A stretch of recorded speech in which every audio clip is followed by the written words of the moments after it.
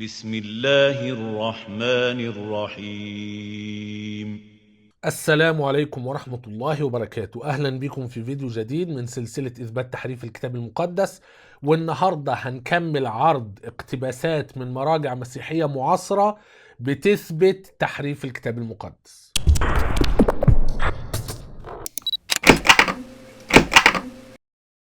في البداية، لو انت مهتم بمواضيع الحوار الإسلامي المسيحي ومهتم تحديدا بالنقد الكتابي، يبقى انت لازم تشترك في هذه القناة.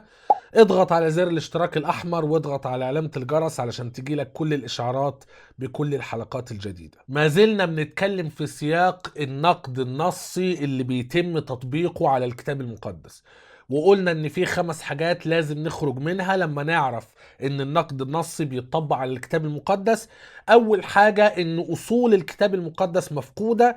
تاني حاجة ان المخطوطات اللي ما بين ايدينا مليانة اختلافات، وان هذه الاختلافات جاءت عن طريق اخطاء اثناء عملية النسخ، وهذه الاخطاء اما عفوية غير مقصودة او تحريفات مقصودة متعمدة. ما زلنا بنقرأ اقتباسات في موضوع الاخطاء اثناء عملية النسخ، وقلنا ان اخطاء اثناء عملية النسخ معناها ان الناسخ وهو بينقل النسخة القديمة وبيعمل النسخة الجديدة، النص ما اتنقلش زي ما هو، النص اتغير، فحصل خطأ اثناء عملية النسخ.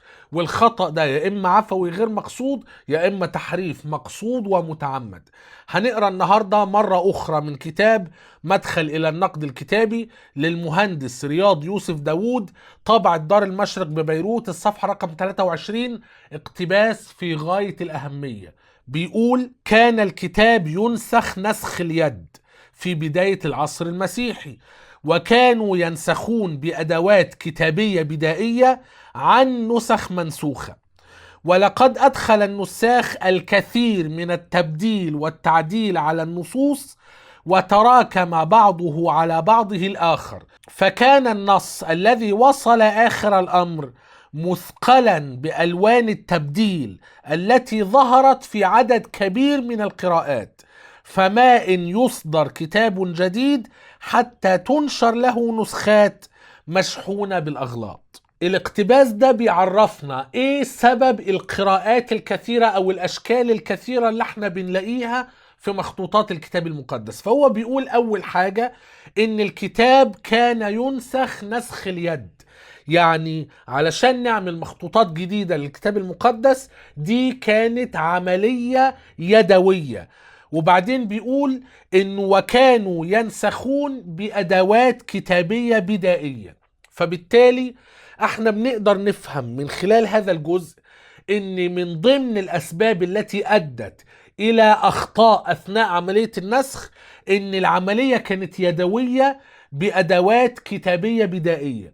وفيما بعد هنتعلم ان النساخ كانت مهاراتهم في عملية النسخ بتتفاوت، والنقطة دي مش ناس كتير قوي بيقدروا يستوعبوها، لان احنا في العالم الحديث في العالم المعاصر اغلب الناس تقريبا بيقدروا يستخدموا الورقة والقلم بشكل ممتاز. والطفل الصغير اللي في ابتدائي اللي بيتعلم تعليم عادي، المفترض انه بيتعلم في المدرسة، يعني لو قلت له انقل الدرس في الكراسة غالبا هينقل الدرس صح، وهيغلط غلطات بسيطة جدا جدا اثناء عملية نسخ الدرس.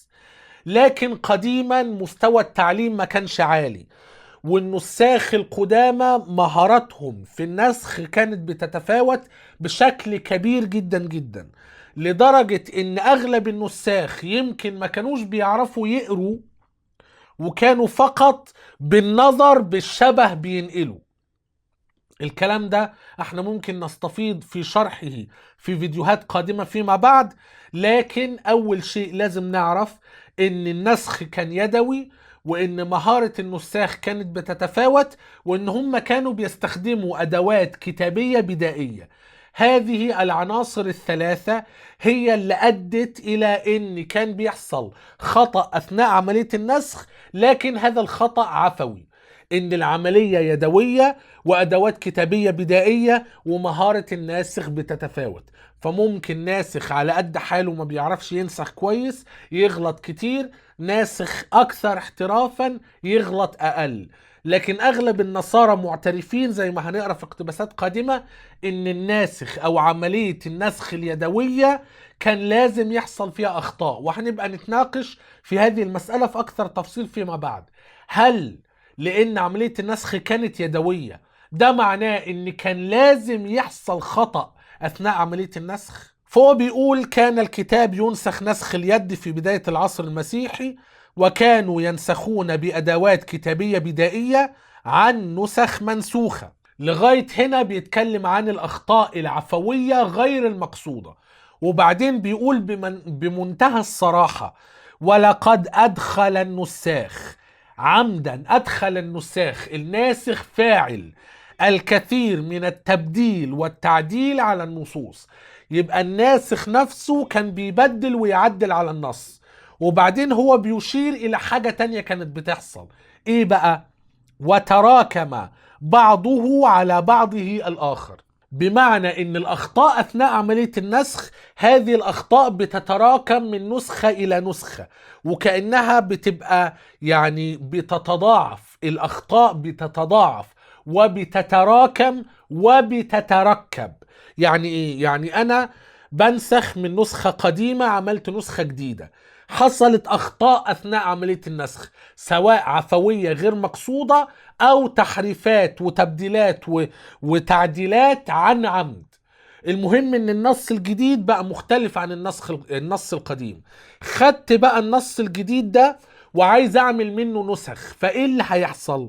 الناسخ الجديد هينقل كل اخطاء الناسخ القديم وهيضيف عليها اخطائه هو الجديدة، سواء العفوية غير مقصودة او المتعمدة.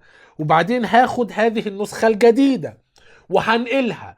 الناسخ الجديد هينقل اخطاء الاتنين اللي قبل منه وهيزود عليها اخطاؤه هو الجديدة، سواء العفوية غير المقصودة او المتعمدة. فبالتالي في سببين لحدوث الاخطاء اثناء عملية النسخ: ان العملية كانت يدوية ومهارة النساخ بتتفاوت وبيستخدموا ادوات كتابية بدائية، وان النساخ نفسهم عن عمد كانوا بيدخلوا الكثير من التبديل والتعديل، وان كل هذه الاخطاء مع الوقت ونسخة عن نسخة بتتراكم بعضه على بعضه الاخر. ففي النهاية المخطوطات اللي ما بين ايدينا بقى شكلها ايه؟ فكان النص الذي وصل اخر الامر مثقلا بالوان التبديل التي ظهرت في عدد كبير من القراءات.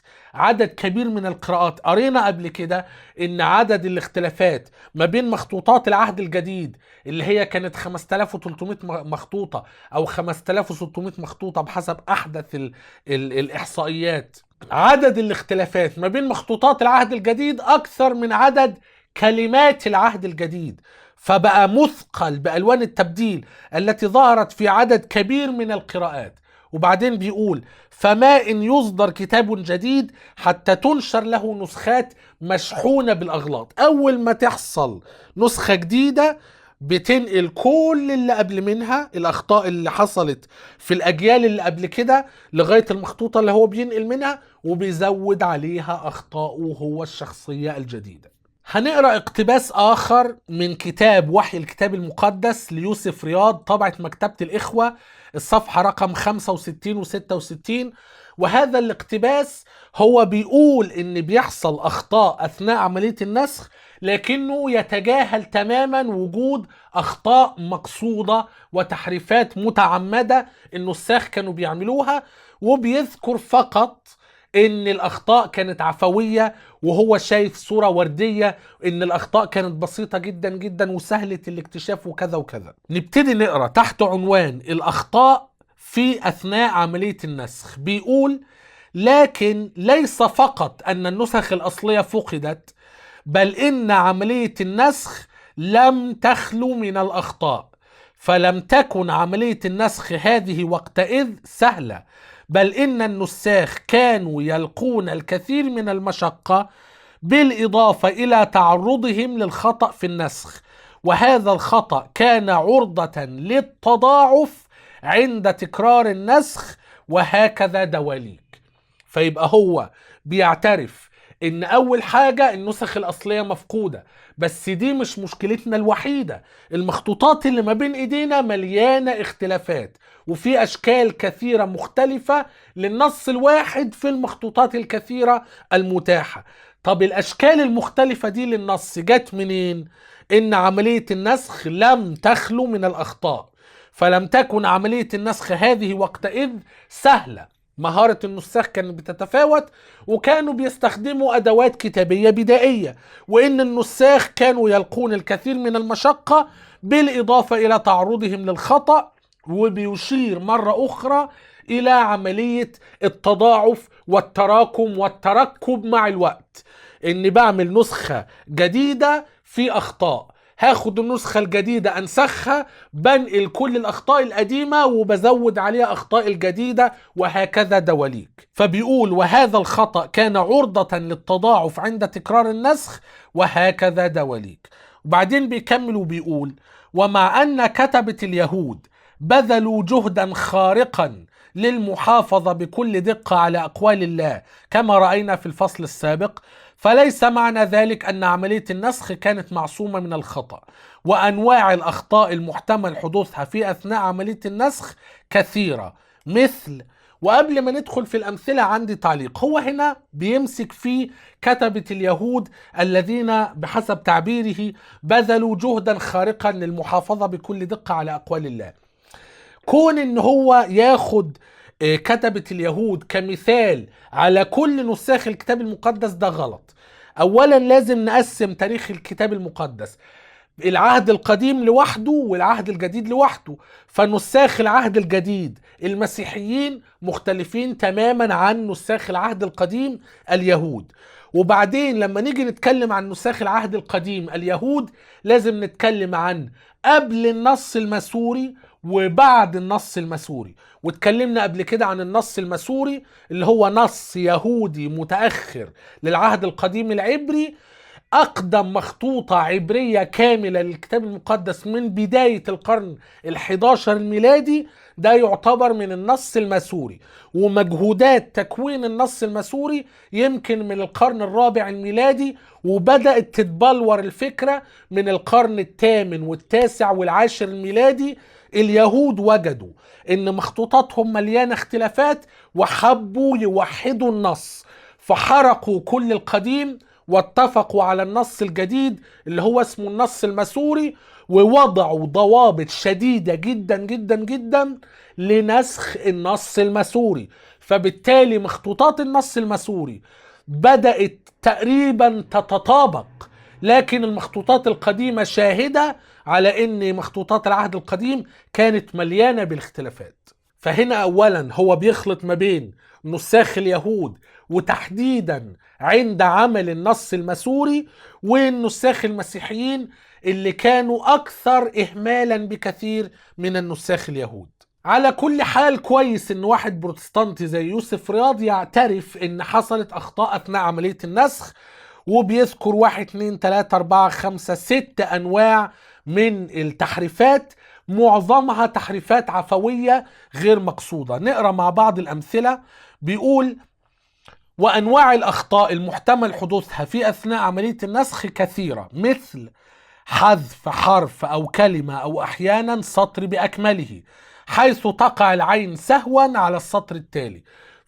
ده مثال زي ما قلت البدايات المتشابهة أو النهايات المتشابهة، وإن ممكن بداية بعدها نص، نفس البداية بعدها نص، أنط من هنا لهنا وأترك هذا النص، أو نهاية متشابهة ونهاية متشابهة فأنقل هذا النص، بدل ما أبدأ من النص اللي بعديه أنط على نهاية النص اللي بعديه المشابه، وهكذا. فدي أخطاء عفوية غير مقصودة كانت ممكن تحصل أثناء عملية النسخ، مفيش مشكلة. وبعدين بيقول تكرار كلمة أو سطر عن طريق السهو، وهو عكس الخطأ السابق، وده مش مهم.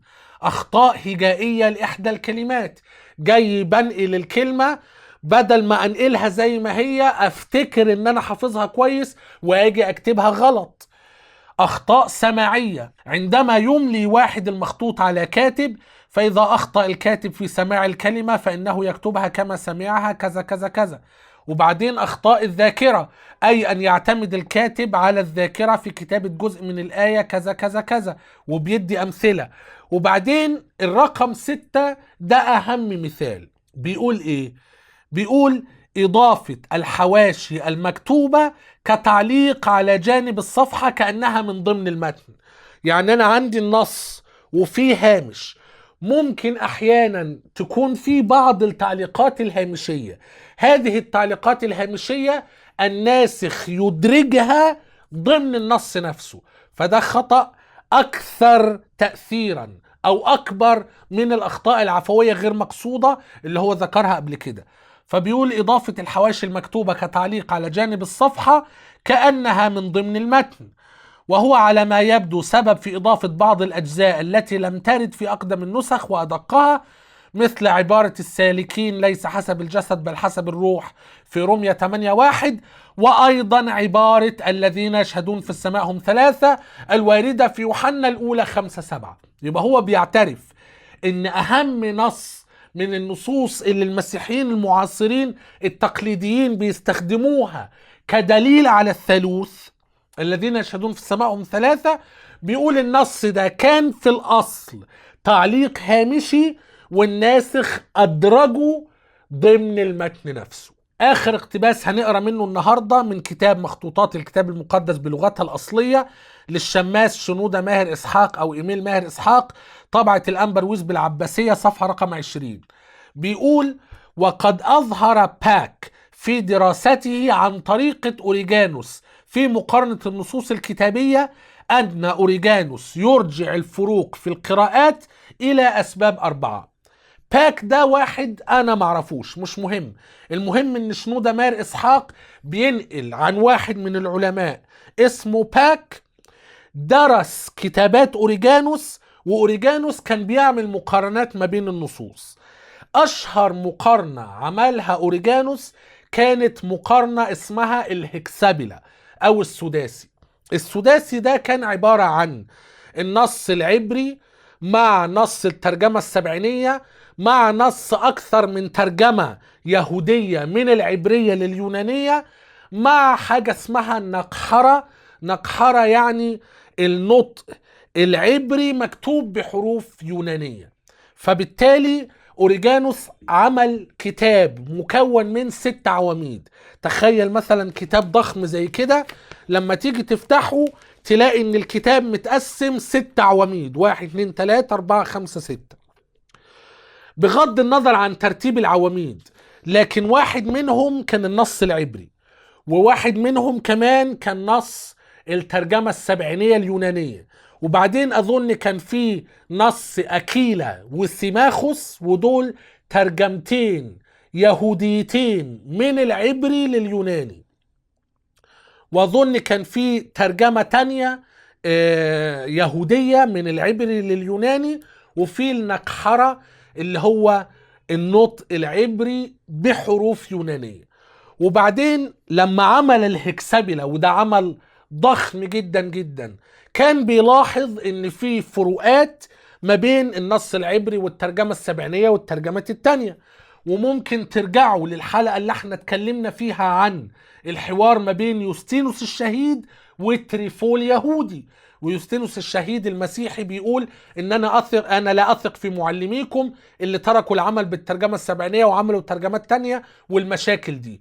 فبالتالي دي من اهم المقارنات القديمة اللي أوريجانوس عملها ما بين النص العبري وترجمات يونانية مختلفة من النص العبري، وجد اختلافات كثيرة جدا جدا.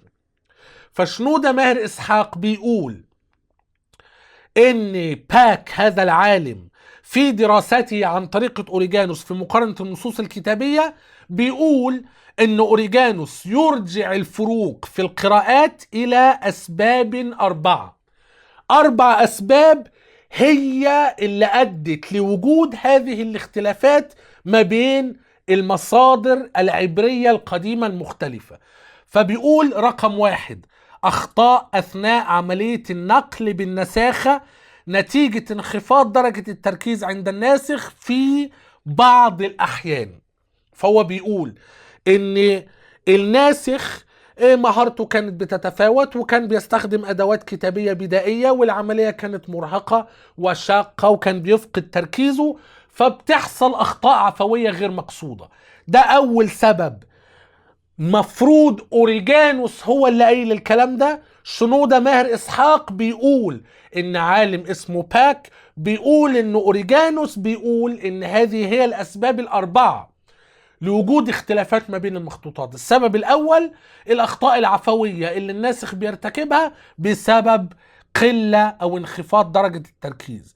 رقم 2 بيقول النسخ التي يتلفها الهراطقة عمدا ببث أفكارهم فيها أثناء النساخة. وجبنا أقوال آباء كثر، من ضمنهم إيريناوس أسقف ليون اللي بيشهد على ماركيون بالتحريف، وأوريجانوس ضد كالسس اللي بيشهد على أتباع ماركيون وأتباع فالنتينوس وأتباع لوكيانوس. وجبنا كلام ديونيسيوس أسقف كورنثوس اللي بيشهد إن فيه هراطقة بيحرفوا كتاباته وكتابات الرب. وجبنا كلام أمبروسيوس أسقف ميلان. كل دول بيشهدوا ان الهراطقة عمدا، يعني ناس منتسبين للمسيحية مخالفين عقائديا لفرقة مسيحية اخرى، كانوا بيحرفوا الكتاب المقدس عن عمد وعن قصد. وكمان رقم 3 التعديلات التي يجريها بعض النساخ عن وعي وبشيء من الاندفاع بهدف تصحيح ما يرون أنه أخطاء وقعت من نساخ سابقين، أو اختلاف عن القراءة التي اعتادوا سماعها. يبقى لغاية دلوقتي أوريجانوس بيقول أخطاء عفوية غير مقصودة بسبب انخفاض درجة التركيز، وبعدين النسخ التي يتلفها الهراطقة وده تحريف عن عمد، وبعدين التعديلات التي يجريها بعض النساخ عن وعي. ليه بقى؟ قال لك هو بيفتح الكتاب المقدس وبيقراه، بيلاقي النص ده ما بيعجبوش، فبيعتقد ان هذا النص شكله غلط او معناه غلط او مش عاجبه بسبب ان في ناسخ قبله غلط وكتب النص كده، وده ما حصلش. فبيقوم محرف النص عن عمد علشان يصلح ما يظنه خطأ، او يعدل النص الى القراءة اللي هو معتاد عليها. يعني مثلا لو في 10 مخطوطات، 5 منهم بيقولوا بدء انجيل يسوع المسيح ابن الله، و5 تانيين بيقولوا بدء انجيل يسوع المسيح من غير ابن الله. الناسخ اللي بينسخ متعود على ان النص بيقول بدء انجيل يسوع المسيح ابن الله، فلما يلاقي ان المخطوطة اللي هو بينقلها ما فيهاش ابن الله يقوم مزود عليها ابن الله عمدا علشان يخليها شبه القراءة اللي هو معتاد يلاقيها في المخطوطات. وبعدين رقم 4 تعديلات بهدف توضيح المعنى المقصود في العبارة، وده ايضا تحريف عن عمد الناسخ بيعمله علشان هو شايف ان النص مش واضح قوي ممكن يتفهم غلط، فازود على النص عبارة من عندي عن عمد وعن قصد علشان النص يكون اكثر وضوحا. فبالتالي احنا النهاردة قرأنا 3 اقتباسات في غاية الاهمية: واحد كاثوليكي المهندس رياض يوسف داوود، وواحد بروتستانتي يوسف رياض، وواحد أرثوذكسي القس أو الشماس شنودة ماهر إسحاق.